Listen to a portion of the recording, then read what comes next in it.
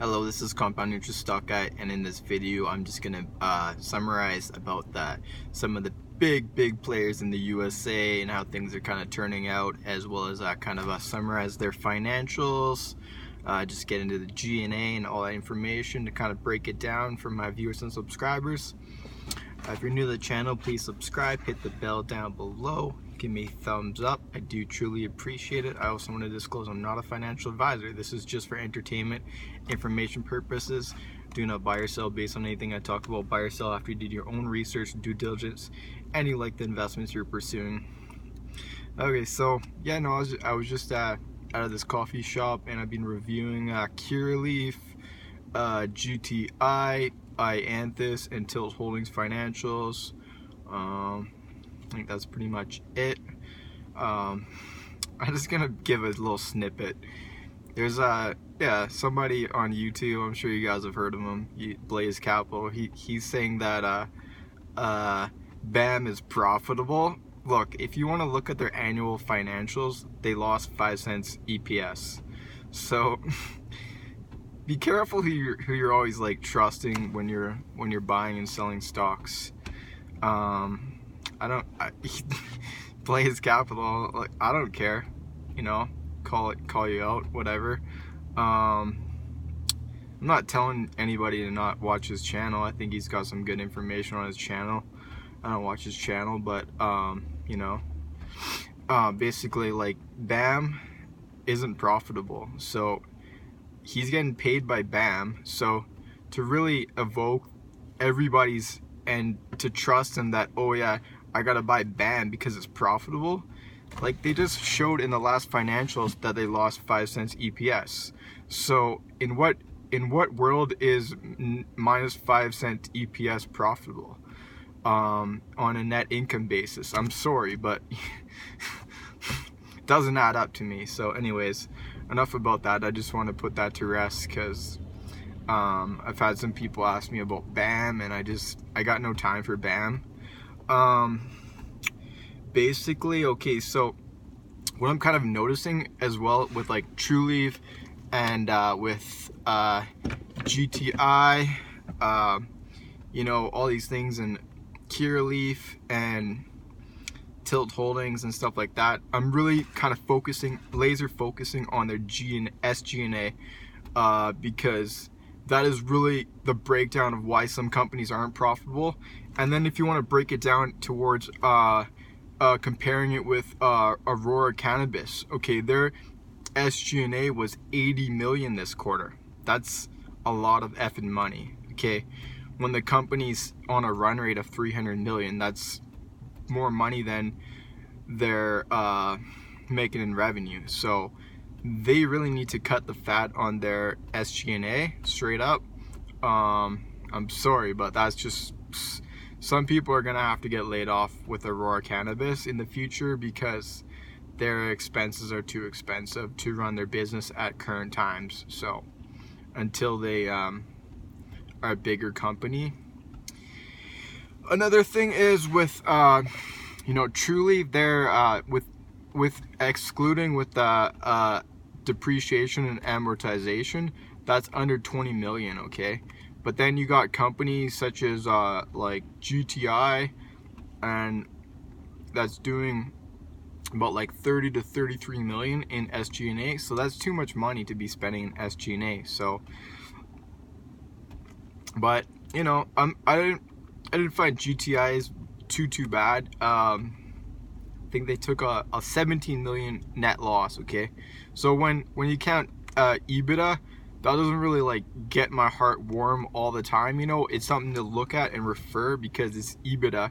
It's earnings before interest, tax, depreciation, and assets, okay? So it's not really a fair adjustment of if they made money or not. And at the same token, if you're looking at the net income, that doesn't necessarily mean that they were actually profitable, because they can do gymnastics. You can add, you can take off like share compensation or whatever, or you can add biological assets and stuff. But I mean, at the same time, it's not bad if a company does have a net income based on like biological assets. But the only problem is that they could be like written down. That's the only problem. But I mean, like, I'm not saying anything bad about True Leaf. Like, True Leaf's like champion as far as their net income goes. You know, 60 million net income. That's huge.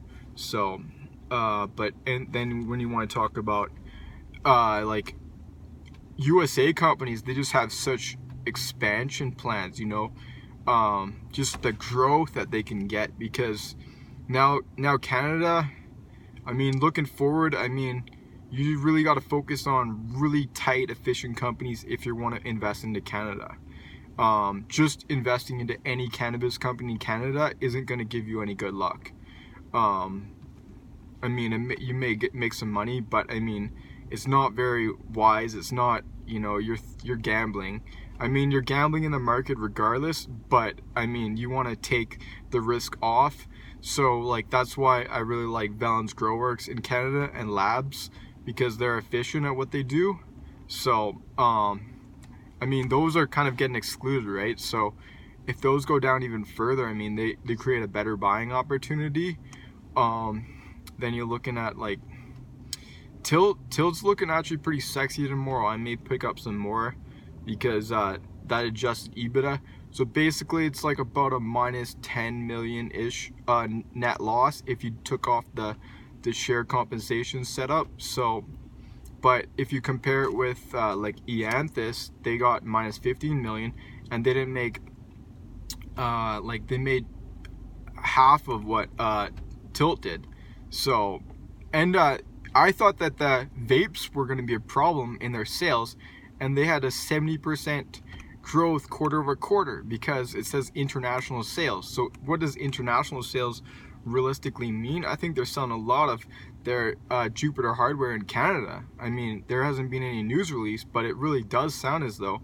And in the Kush Bottle conference call, that's kind of what they were hinting at. So I think Kira is a good player right now, to be honest. I do like their fundamentals, you know, on a pro forma basis, 129 million. I listened to an interview. That's a 520 million run rate per year. Their EBITDA is just gonna grow. They're setting up to be a huge player. Yeah, I do like them setting up. I mean, as far as where they are gonna be in a month or 2 months or 3 months, I think long term, like a year from now, I think it's a good setup for a company.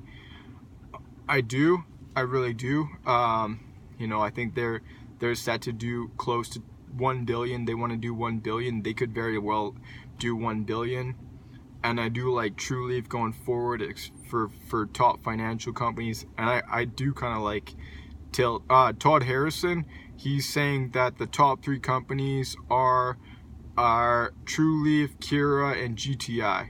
And I don't really think GTI's financials, yeah, they do have greater gross profit margins, but their expenses are, you know, they had a growth on quarter over quarter. So I don't know, it'll be interesting moving forward. I don't think GTI is the worst place to put your money, but yeah, I mean, USA's got that run rate. They just got. Another thing I was talking to Scott Sycamore is he really thinks that California is a shitty market because there's way too much regulations. And we had this conversation, and it's kind of the same as Canada, because there's too much regulations. Like Quebec and Ontario just aren't really setting up. They're opening up with some stores set up like that. The public companies can manage their sales, and they can do some distribution. So that will help out some of the big players in Canada when that kind of works its way through the pike. But yeah, I mean, that's how things go. It'll be interesting how things shake out, but like California has too many regulations, like municipal halls. There's only about 500 stores, and I'm somewhere around that in Canada, probably a little less, like 400-ish, but they want to have about 90 more stores in BC coming soon. There's about 90 right now, so they want to double that. And then Alberta will have a lot more in 2020 than Ontario, and Quebec's just being a bitch. You know, they have like 25 stores and they don't want to set up with edibles and all that stuff coming in 2020. So that's a really big stab at freaking Hexo and other players in Quebec. So anyways, that's just my my breakdown. I just wanted to break some information down to my viewers and subscribers. If you're new to the channel, again, subscribe, give me a thumbs up. I do truly appreciate it. Leave a comment down below. Let me know what you're thinking. Shaka, cup, peace. I'm out.